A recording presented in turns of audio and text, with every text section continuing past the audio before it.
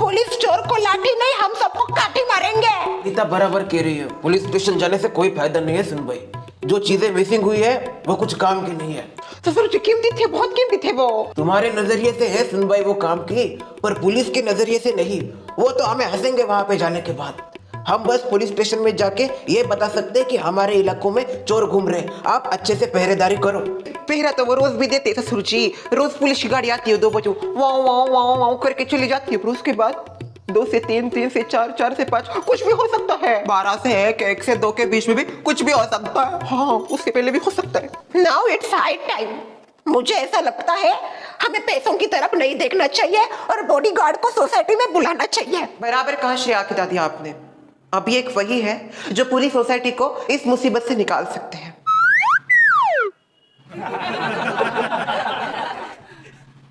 पहले भी जब चुड़ैल का किस्सा हुआ था तब उन्होंने ही सोसाइटी की हिफाजत की थी। चलो अभी सबसे ज्यादा इस चीज के लिए जोया जी एक्साइटेड है, तो बुला लेते हैं बॉडीगार्ड को। जोया जी आप ही कॉल करो ना, हमारे पास नंबर वगैरह नहीं, आपके पास होंगे नंबर व्हाट्सएप इंस्टा।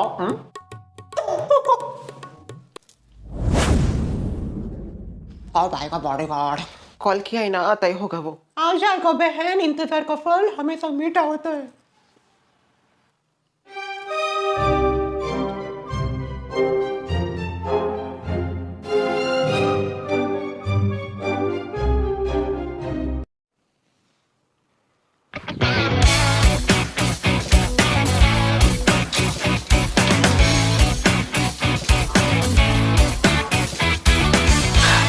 अभी मत आएगा तो लोग को क्या करो।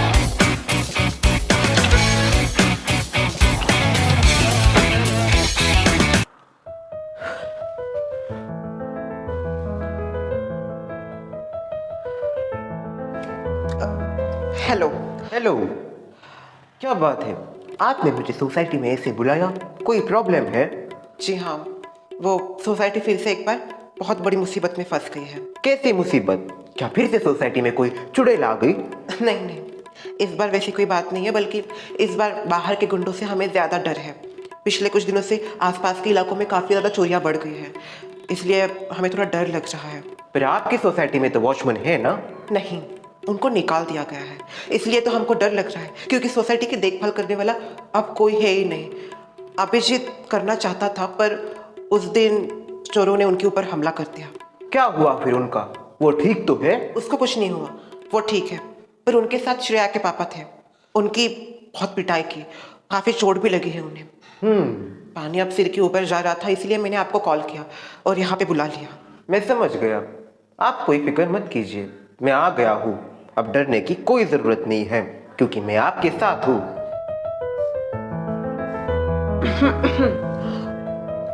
कंटिन्यू रखना हो तो मैं वापस आती हूँ। शर्वरी क्या कुछ ये आ गए हैं, मैंने इनको जो भी सिचुएशन है वो सब बता दी है। देखिए, मेरे सोसाइटी में होते हुए वो चोर आप में से किसी को भी कुछ भी नहीं कर सकता, ये मेरा प्रॉमिस है।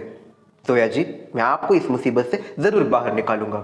सबसे पहले हमें श्रेया की दादी के घर जाना है, चलिए मेरे साथ। ठीक है। श्रेया की दादी, आओ आओ सोया डार्लिंग, हो गया बॉडीगार्ड? हाँ, वो आए हैं, आइए।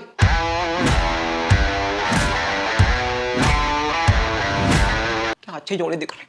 बताइए मुझे, क्या प्रॉब्लम हो रही है सोसाइटी में? देखो बॉडीगार्ड, पिछले कुछ दिनों से ना सोसाइटी में